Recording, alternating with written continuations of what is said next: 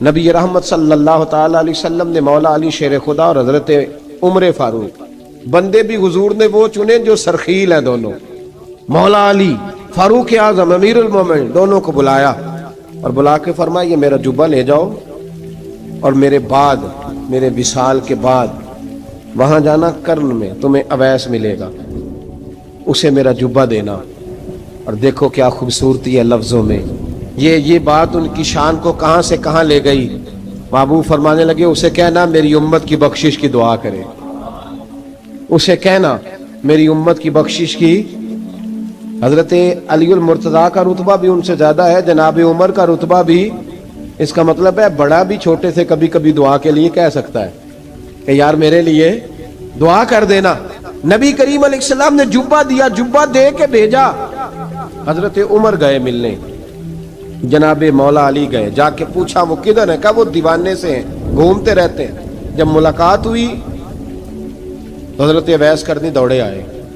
جناب عمر کہنے لگے آپ کا نام اویس ہے؟ کہنے لگے ہاں عمر فاروق میرا نام اویس ہی ہے۔ پھر آگے بڑھ کے کہنے لگے علی آپ کی طبیعت مبارک کیسی ہے؟ پھر وہ جبہ وصول کیا، کہا محبوب نے کہا تھا امت کے لیے دعا کرنا، تو حضرت اویس نے فوراً سر سجدے میں رکھ دیا۔ اور داتا صاحب حدیث لائے ہیں، محبوب فرمانے لگے اللہ تعالی بنو کلب کے قبیلے کی بکریوں کے بالوں کی تعداد کے مطابق اویس کرنی کی دعا کی برکت سے میری امت کو جنت میں داخل کرے گا۔ اتنا بڑا اعزاز، اتنا اعزاز اعزاز۔ حضرت اویس کرنی رضی اللہ تعالیٰ انہوں نے دعا کی، پھر واپس لوٹے۔ یہ تو داتا صاحب کی بات ہے۔ اب اگلے جملے حضرت محدث بہاولپوری نے ایک ذکر اویس نام کی کتاب لکھی ہے، حضرت علامہ فیض احمد صاحب اویسی رحمۃ اللہ علیہ، انہوں نے لکھا ہے کہ حضرت عمر فاروق اور مولا علی جب مل رہے تھے نا، تو ایک تیسرے شخص نے کہا کہ اویس ان کی زیارت کر لو جنہوں نے حضور کی زیارت کی، ان کی زیارت کر لو، چلو آپ حضور کی زیارت نہیں کر سکے تو زیارت کر لو۔ تو حضرت اویس کرنی اٹھ کے قریب گئے تو جناب علی المرتضیٰ اور جناب عمر سے کہنے لگے حضور کی داڑھی مبارک میں کتنے بال سفید تھے؟ زیارت تو نہیں کی، داڑھی میں کتنے بال؟ انہوں نے یہ نہیں کہا ہمیں پتہ نہیں، کیونکہ سوال دوسرے کا تھا، ان دونوں کا سوال یہ نہیں کہا ہمیں پتہ نہیں۔ باقی کتابوں میں الفاظ اور ملتے ہیں، میں وہ والی بات بیان کر رہا ہوں جس میں ادب زیادہ پایا جاتا ہے۔ کہا کتنے بال سفید تھے؟ تو یہ نہیں فرمایا مولا علی اور جناب عمر نے کہ ہمیں پتہ نہیں۔ کہنے لگے ویس آج آپ ہی بتائیں گے کتنے سفید، آج آپ ہی بتائیں کتنے ہیں۔ تو حضرت سیدنا اویس کرنی کہنے لگے محبوب کی داڑھی مبارک میں 17 بال سفید تھے، 17 بال سفید تھے، یہ ان کی زیارت کا حال۔ حضرت اویس کرنی نے ہمیں بتایا کہ دور رہ کے اطاعت صحیح کرنا، تمہارا ذکر دربار رسول پہ بھی ہوگا اور دربار خداوندی پہ بھی ہوگا۔ حضرت حرم بن حیان رحمت اللہ تعالی علیہ فرماتے ہیں میں حضرت اویس کرنی کو ڈھونڈنے چل پڑا، ڈھونڈنے بھی اسے نکلا جسے کسی نے نہیں ڈھونڈا اور جو کبھی کسی کو نہیں ملے۔ حضرت اویس کرنی، یہ فکرہ کسی درویش نے نا حضرت اویس کرنی کے لیے کہا، یہ فکرہ پورا فیٹونی پہ آتا ہے، اسی کسی دے کچھ نہیں جے لگتے تے نہ کوئی ساڈا دردی، کوئی جرانہ نہیں، کوئی دوستانہ نہیں۔ حضرت اویس کرنی کا مزار بھی کنفرم نہیں کہ کدھر ہے، بس اسی کسی دے کچھ نہیں لگتے، کیا ضرورت ہے، بس ٹھیک ہے۔ اپنا جو ہے انداز سارے زمانے سے علیحدہ کر کے رکھا انہوں نے، علیحدہ، الگ تھلگ۔ تو حضرت خواجہ اویس کرنی کو ڈھونڈتے ڈھونڈتے کہتے ہیں میں گیا، کرن گیا، حضرت حرم بھی نہیں، یہ داتا صاحب نے اس کو لکھا ہے، فرماتے میں گیا تو مجھے لوگوں نے کہا وہ تو حج کرنے چلے گئے۔ کہتے ہیں جب میں مکے گیا تو میں نے لوگوں سے پوچھا اویس کرنی آئے تھے؟ کہنے لگے ہم تو نہیں جانتے۔ یہ تو میرے جیسے لوگ ہوتے ہیں نا جن کی تصویریں زیادہ نکلتی ہیں تو جن کی ویڈیو زیادہ ہوتی ہے تو لوگ زیادہ جاننے لگتے ہیں، ورنہ رب کریم کے بندے تو چھپے ہوئے، چکر میں پڑے ہی نہیں۔ کون اویس کرنی؟ انہوں نے کہا کہ حضرت اویس کرنی، چہرے پر برس کے داغ ہیں، کمزور سا وجود ہے، داڑھی زیادہ گھنی نہیں۔ جب حالات بتائے تو کہنے لگے اس طرح کا ایک شخص آیا تھا، اس نے طواف کیا تھا، پہلے بھی دنیا کرتی ہے پر جب اس نے کیا ہے نا تو اس کے طواف نے وہ خود بھی رویا ہے اور بھی بڑے روئے ہیں۔ وہ جب حجر اسود پہ آیا ہے تو رنگ بدلتا دیکھا ہے، کہا وہ کدھر گئے؟ کہنے لگے پورا نہیں پتا، اتنا ضرور خبر ہے کہ ان کے انداز بتاتے تھے کہ اب مدینے جائیں گے۔ جناب حرم بن حیان کہتے ہیں پھر میں مدینے گیا، میں نے خواجہ اویس کو ڈھونڈا، میں نے کہا یار میں نے حضرت خواجہ اویس کرنی کو ملنا ہے، کسی نے بتایا ہے کہ وہ مدینہ شریف آئے، تو لوگ کہنے لگے ہم نہیں جانتے وہ کون ہے۔ لیکن نا دنیا جان گئی، دنیا میں بڑا کچھ ہو گیا، بائی نیم لوگ جاننے لگے، ہوٹلوں پہ پہچاننے لگے، سڑکوں پہ پہچاننے لگے۔ لیکن بات تو یہ ہے کہ جن کو پہچاننا چاہیے اگر وہ پہچان لیں پھر تو بڑی بات ہے، پھر تو بڑی بات ہے۔ لیکن اگر وہاں ہی پہچان نہ ہو سکے تو پھر تو معاملہ بڑا الگ سا ہے نا۔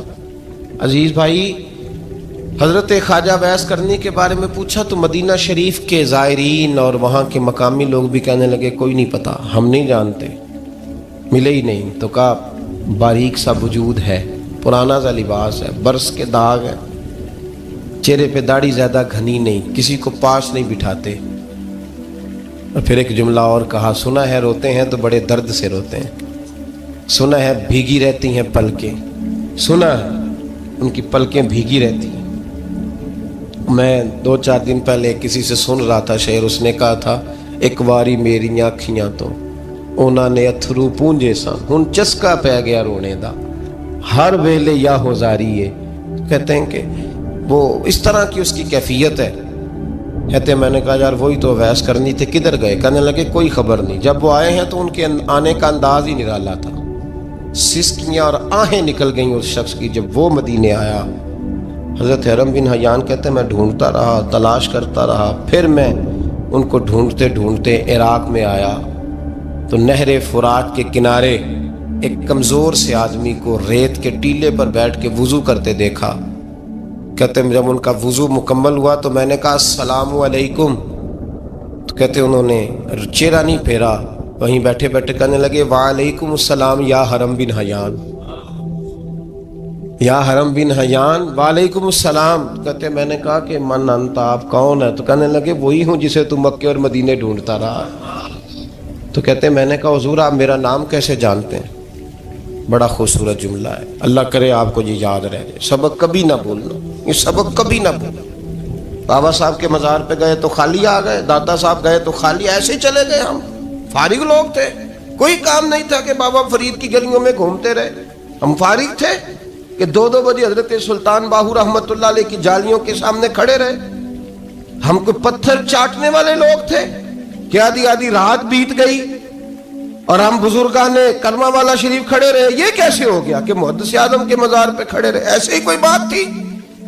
حضرت اویس کرنی بول کر فرمانے لگے، کہنے لگے کیا کہا تو نے کہ میں تجھے کیسے جانتا ہوں؟ فرمانے لگے تو مجھ سے پیار کرتا ہے، عارف تو روحی من روحی کا، میری روح تیری روح کی جاننے والی ہے۔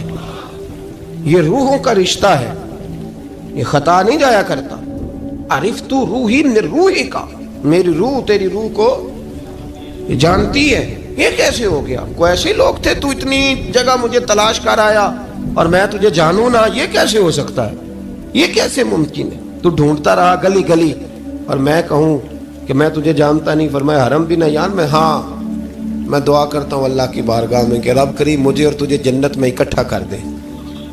کہتے ہیں جب انہوں نے یہ دعا کی تو وہ چل پڑے۔ میں نے کہا حضور کہاں جا رہے ہیں؟ فرمانے لگے میرا پیچھا نہ کرنا، میں کسی اور منزل کا مسافر ہوں، اور جس رستے میں چل رہا ہوں نا ان منزلوں پہ ساتھ نہیں کسی کو لیا جاتا، یہ میری اپنی ذاتی منزل ہے، اس میں پاؤں پہ چھالے ذرا سخت ہوتے ہیں، ہر آدمی کا کام نہیں یہاں چلنا، تو مجھے تنہا رہنے دے اور مجھے اپنی مرضی سے چلنے دے۔ کہتے میں نے منت کی تو کہنے لگے بس انہیں جد و جہد بڑی کی تھی تو تیرے ساتھ ملاقات کر لی، تجھے پہچان لیا، تیرے ساتھ بات کر لی، ورنہ میں کہہ چکا ہوں اسی کسے دے کچھ نہیں لگ دے۔ اسی لیے میں نے حضرت غالباً امام شورانی رحمۃ اللہ علیہ کے حوالے سے پڑھا ہے کہ قیامت کے دن جب حضرت اویس کرنی جنت میں جائیں گے تو ممکن ہے اس وقت بھی لوگوں کو دیدار نہ کرایا جائے، بلکہ امام شورانی کہتے ہیں اللہ 70,000 فرشتے ان کی شکل کے پیدا فرمائے گا اور ان کے جھرمٹ کے اندر چھپا کے انہیں جنت میں داخل کرے گا۔ ملاقات کس سے ہوگی؟ صرف انہی سے ہوگی جن کے لیے انہوں نے زندگی گزار دی۔ یا خدا سے ملیں گے یا مصطفیٰ کریم سے ملیں گے. یہ بھی لوگ تو محبت کریں. صالحین کا پیار، نیک لوگوں کی محبت، صالحین کی محبت رستہ آسان کرتی. کوئی شک نہیں کہ زمانے میں سارے لوگ اچھے نہیں ہوتے، برے لوگ بھی آئے ہیں مارکیٹ میں، ہوتے ہیں، لیکن 2 4 5 10 بروں کو لے کر کے اچھوں کی محبت چھوڑ دیں گے، نیک لوگوں کا ذکر چھوڑ دیں گے، ان کا پیار چھوڑ دیں گے، ان کا تذکرہ پڑھنا چھوڑ دیں گے، ان کے پاس بیٹھنا چھوڑ دیں گے.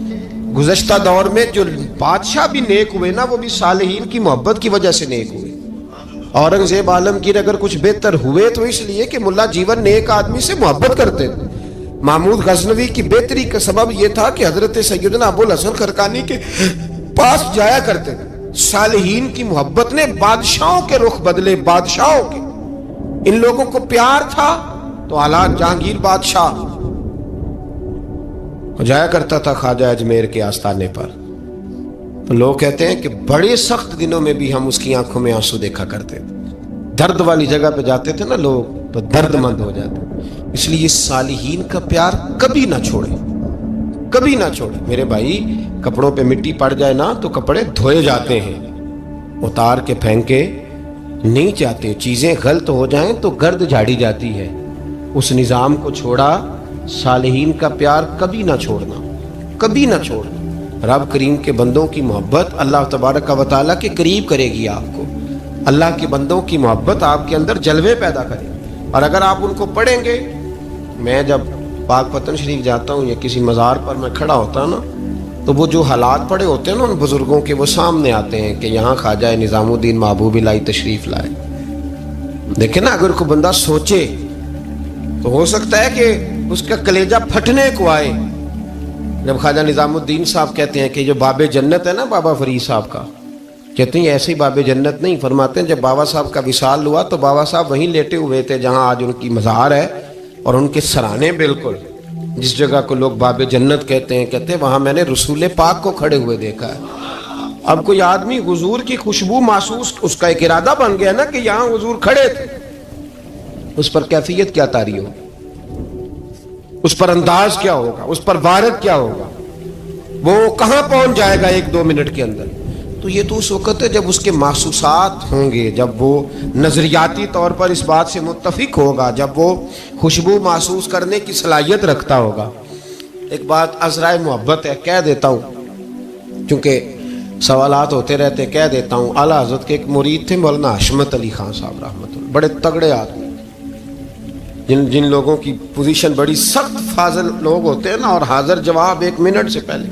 پاک پتن شریف گئے تو باب جنت سے گزر کے آئے. باب جنت سے کسی ہمارے عالم نے نہیں لکھا کہ جب وہاں سے گزر گیا اب توبہ نہ کرے اور کوئی اچھا عمل نہ کرے تو جنت میں جائے گا. بس یہ کہا کہ ایک دروازہ ہے جہاں خواجہ نظام نے حضور علیہ السلام کو کھڑے دیکھا، گزر جائے کوئی تو الحمدللہ اس کے لیے ایک برکت ہے.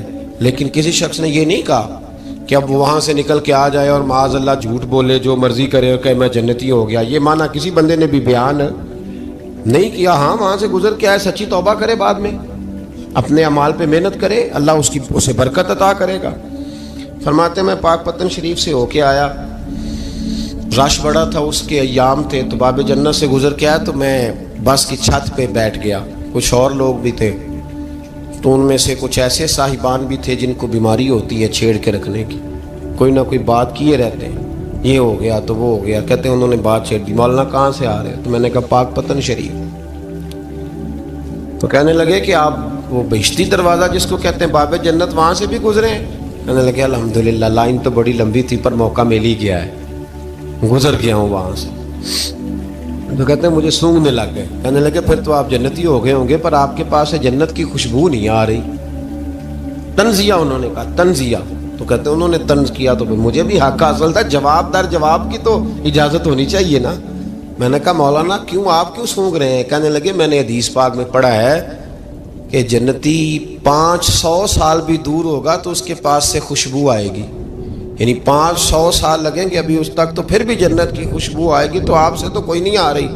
کہتے ہیں میں نے ان سے کہا آپ نے ایک حدیث پڑھی ہے، اگلی بھی پڑھ لینی تھی. حضور نے فرمایا جہنمی کو جنت کی خوشبو کوئی نہیں آئے گی. یہ نہیں پڑھی آپ نے حدیث، یہ نہیں نظر سے گزری. تو کہتے ہیں اب مولانا مجھ سے معذرت کرنے لگے، کہنے لگے یار آپ تو ناراض ہی ہو گئے. تو میں نے کہا بھی آپ نے کیوں چھیڑی بات؟ میں نے آپ سے کوئی ڈسکس کیا؟ آپ نے پوچھا کہاں سے، اور پھر آپ ہی نے کہہ دیا کہ وہاں سے گزرے کہ نہیں جنتی دروازے سے، اور پھر آپ نے ہی اعتراض کر دیا، تو پھر ہمیں اتنا تو حق حاصل ہے نا، ہم آہ بھی کرتے ہیں تو ہو جاتے ہیں بدنام، اور تم قتل بھی کر دو تو چرچا نہیں ہوتا، ہمیں بھی تو حق حاصل ہے نا، اتنا تو جواب در جواب ہم دے سکتے ہیں۔ تو بھائی اس لیے صالحین کی محبت کبھی نہ چھوڑیں، اللہ کے بندوں کا پیار کبھی نہ چھوڑیں، کسی بزرگ کا ذکر ہو، کسی صحابی کی بات ہو، اہل بیت نبی، حتیٰ کہ انبیاء کرام علیہ السلام، اللہ کے انبیاء کی محبت، ان کی تعظیم، ان کا اکرام اپنے دل میں بٹھائیں، اس کو جگہ دیں۔